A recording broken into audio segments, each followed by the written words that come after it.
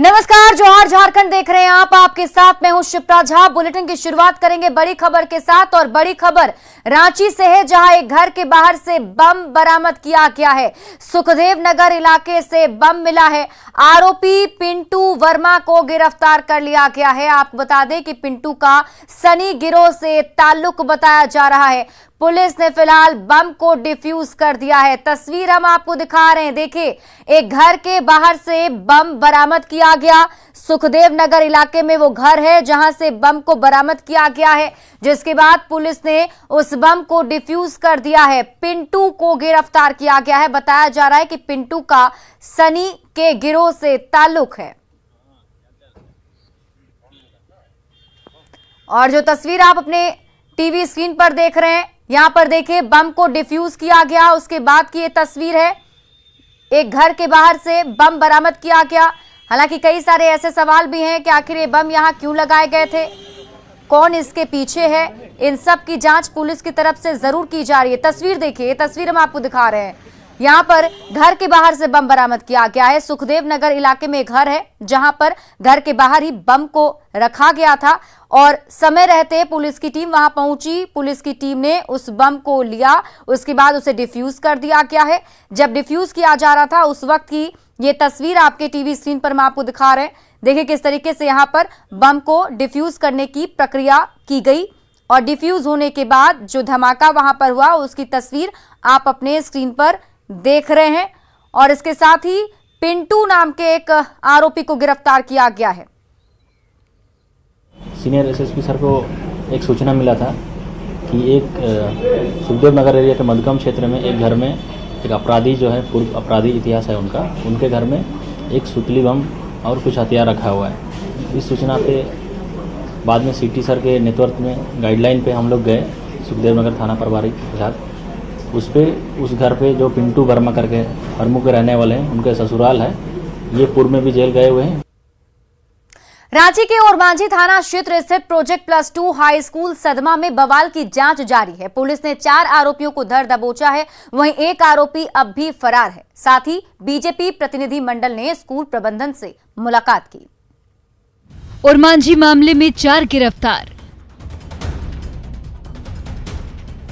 मुख्य आरोपी अब भी फरार।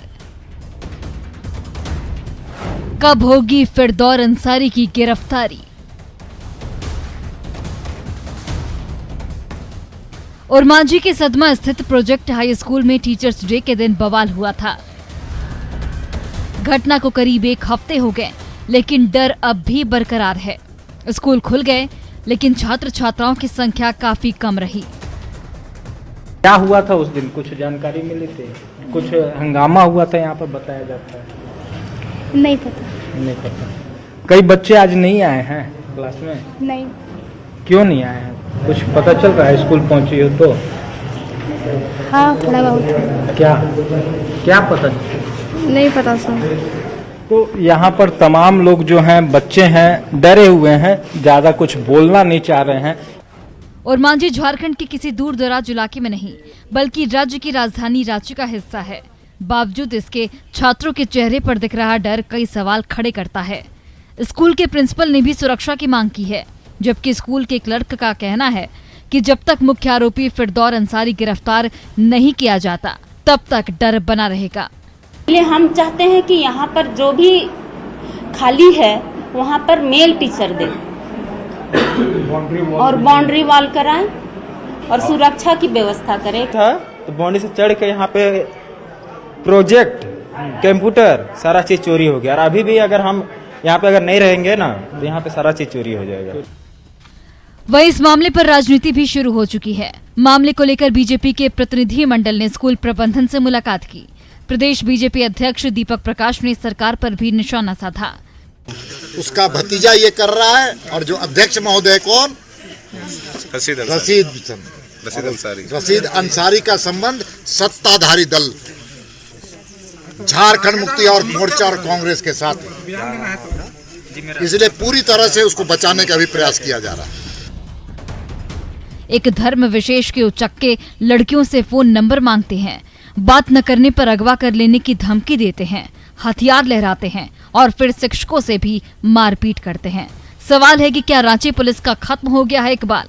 क्या अपराधियों और उच्चकों में नहीं रहा कानून का खौफ? न्यूज़ 18 के लिए रांची से ओम प्रकाश की रिपोर्ट। रांची के और मांझी के सदमा स्कूल में हुए बवाल के बाद शिक्षा विभाग भी मामले को लेकर गंभीर हो गया है। शिक्षा विभाग की पदाधिकारियों ने स्कूल पहुंचकर छात्र छात्राओं से मामले की जानकारी ली और स्कूल प्रबंधन से स्पष्टीकरण भी मांगा। स्पष्टीकरण में ये पूछा गया है कि आखिर स्कूल में उपद्रवी हथियार के साथ कैसे घुस गए। मामले के बाद पुलिस को जानकारी देने में इतनी देरी क्यों लग गई? 5 दिनों का इंतजार आखिर क्यों किया गया?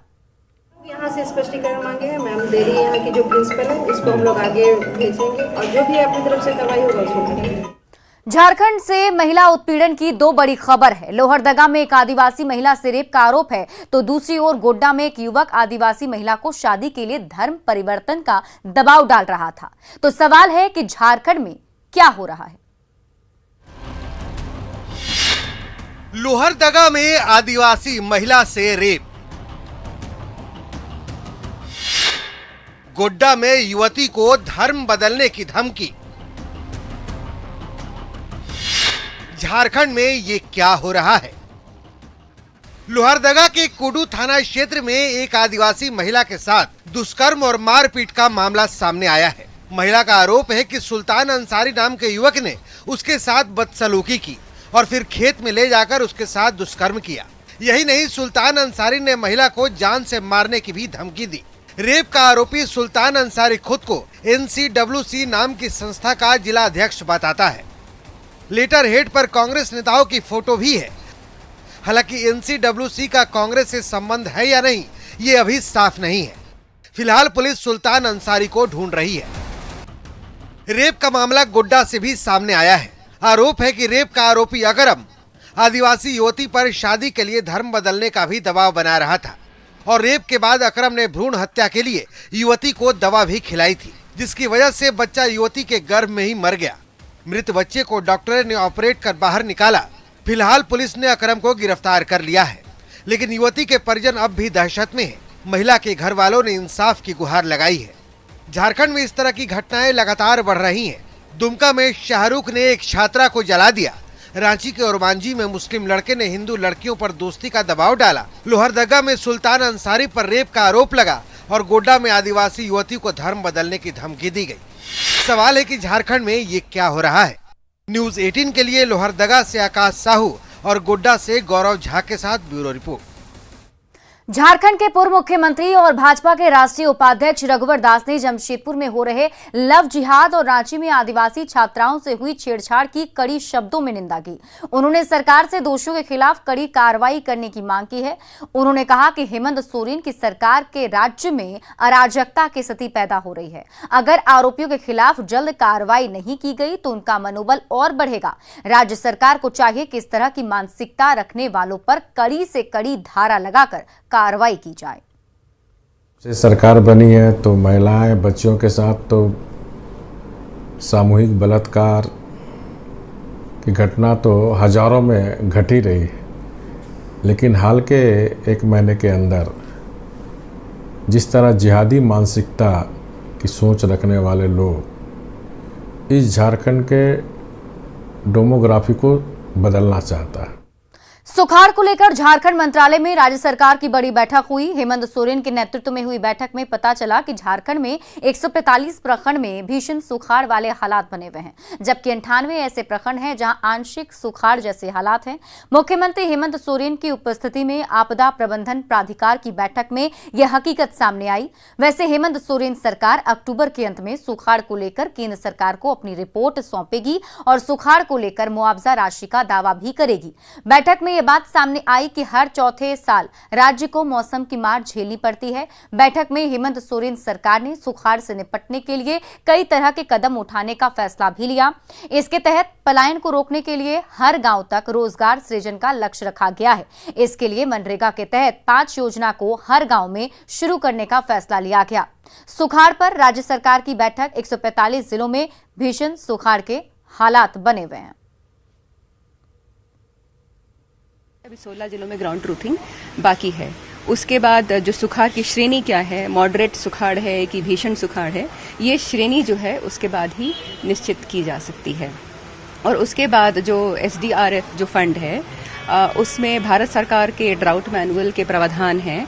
अलग अलग एक्टिविटी के अलग अलग रेट्स हैं ड्राउट मैनुअल में, तो उसी के हिसाब से जो है जो सुखाड़ के लिए कितना असिस्टेंस दिया जा सकता है, फाइनेंशियल असिस्टेंस कितना दिया जा सकता है, उसका निर्णय लिया जाएगा। माननीय मुख्यमंत्री जी के नेतृत्व में आपदा प्राधिकार प्रकरण की बैठक आहूत की गई थी।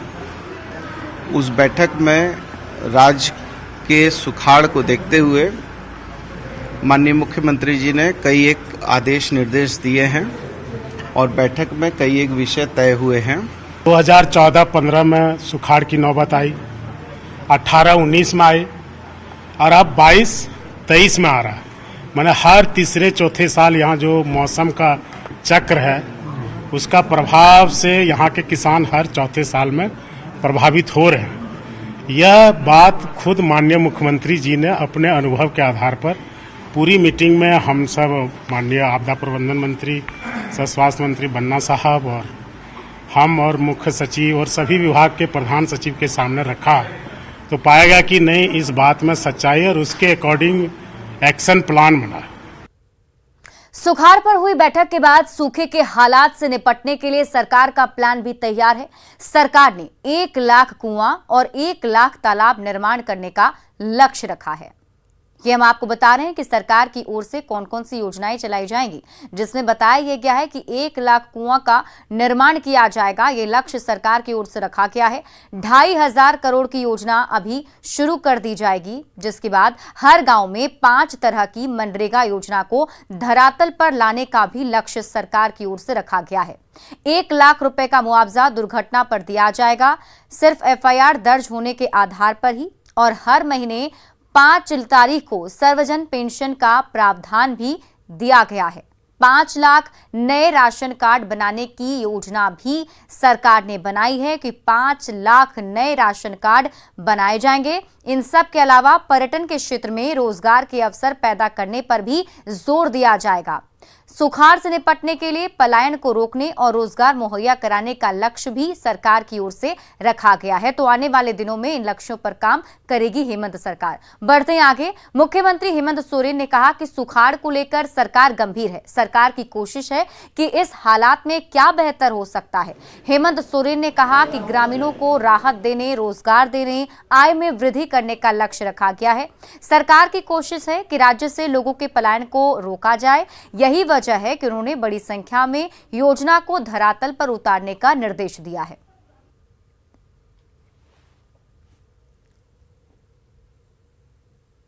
और आने वाला समय में इसकी समीक्षा करते रहेंगे लगातार, और हमारी प्रयास है कि ग्रामीण क्षेत्र के लोगों को हम लोग अधिक से अधिक राहत दे पाएं, रोजगार दे पाएं, उनके आय में वृद्धि हो, और जो बाहर पलायन करने की कोशिश कम हो, पलायन ना करे, इसको लेकर हमारा प्रयास है कि उनको रोजगार उपलब्ध कराने का। इसलिए बड़े संख्या में कई योजनाओं को लेने का हमने निर्देश दिया है, और इसमें समय समय पर जो चीजें करनी है उन सब चीजों को, आप जैसे पेंशन वगैरह है, पेंशन को भी हम लोगों ने 1 महीना पहले अब देने का निर्णय लिया है, और कई ऐसी चीजें। दिल्ली हाईकोर्ट से शिबू सोरेन को बड़ी राहत मिली है। कोर्ट ने लोकपाल की कार्रवाई पर रोक लगा दी है। आय से अधिक संपत्ति के मामले में शिबू सोरेन को यह राहत मिली।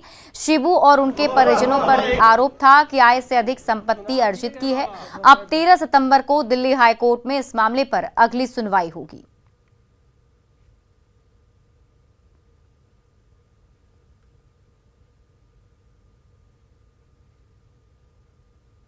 दिल्ली हाईकोर्ट से शिबू सोरेन को मिली राहत पर बीजेपी विधायक अमित मंडल ने प्रतिक्रिया दी। अमित मंडल ने कहा कि शिबू सोरेन को मिली राहत कोई स्थायी नहीं है। इसका मतलब ये नहीं हुआ कि वो आरोपों से बरी हो गए हैं। दिल्ली हाईकोर्ट से राहत की बात सम्मानित सांसद शिबू सोरेन जी के लिए कहा जा रहा है, ये परमानेंट नहीं है। ये तत्काल प्रभाव से हाईकोर्ट ने ये फैसला लिया है कि अभी इस डिसीजन को स्थगित रखेंगे, फिर दिसंबर में इसकी सुनवाई होगी। इसका ये मतलब नहीं कि सारे आरोपों से अब वो बरी हो गए। मुझे ऐसा लगता है कि सोरेन परिवार में शायद ही कोई ऐसा व्यक्ति होगा जिस पे कोई ना कोई आरोप नहीं लगे, चाहे वो मुख्यमंत्री हो, बसंत सोरेन जी हो, शिबू सोरेन जी हो, जो एक्टिव पॉलिटिक्स में है। आज गढ़वा में इतिहास रचा गया। नक्सलियों के खिलाफ ऑपरेशन ऑक्टोपस की सफलता के बाद आज सुरक्षा बलों ने नक्सलियों की मांद में घुसकर बूढ़ा पहाड़ पर तिरंगा फहराया। इस अभियान में गढ़वा, लातेहार के साथ ही छत्तीसगढ़ की पुलिस के साथ सीआरपीएफ और कोबरा बटालियन भी मौजूद रही। जवानों को बूढ़ा पहाड़ चढ़ने में नक्सलियों के कई बंकरों के साथ विस्फोटक और हथियारों को ध्वस्त करना पड़ा। सुरक्षा बलों ने बूढ़ा पहाड़ को नक्सल मुक्त करने तक अभियान चलाने का संकल्प लिया। इस दौरान सभी शहीद जवानों को भी सलामी दी गई। आपको बता दें कि अभी बूढ़ा पहाड़ पर 400 से अधिक जवान कैंप किए हुए हैं। चुनौतियां आती रहती हैं और चुनौतियों को निपटते हुए हम अपने काम को अंजाम देते हैं। और जो छोटी मोटी चीजें आती रहती है वो कलेक्टिव एफर्ट्स के द्वारा उसको हम लोग दूर भी करते जाते हैं। नेचुरली है, जंगल है, आपको बताया भी है कि अगर इसको एपी सेंटर मान लिया जाए, इसके सरकमफेरेंस में 40-50 किलोमीटर से कोई भी ढंग का अप्रोच रूट नहीं है, सबसे बड़ी बात है। इलेक्ट्रिसिटी नहीं है, दूसरी सबसे बड़ी चुनौती है। बाकी चीज़ें भी हैं, लेकिन वो चीज़ें अब चूंकि हम लोग आ गए हैं और हमें भरोसा है कि वो सारी चीज़ें हमारे आने के साथ साथ अब आती चली जाएंगी। और कोडरमा से बड़ी खबर सामने आ रही है। सीआरपीएफ कैंप हटाए जाने का विरोध किया जा रहा है। बड़ी खबर आपको कोडरमा से बता रहे हैं, जहां सीआरपीएफ कैंप को हटाए जाने का विरोध किया जा रहा है। कैंप के बाहर धरने पर ग्रामीण बैठ गए हैं। सतगावा में सीआरपीएफ का कैंप है। पहले नक्सल प्रभावित रहा है सतगावा और नक्सली गतिविधियों पर कैंप से ही रोक लगी थी, जिसके बाद ग्रामीण जो है वो धरने पर बैठे हुए हैं। एसपी का हालांकि बयान सामने आया है, उन्होंने कहा है कि सतगावा कैंप नहीं हटाया जाएगा।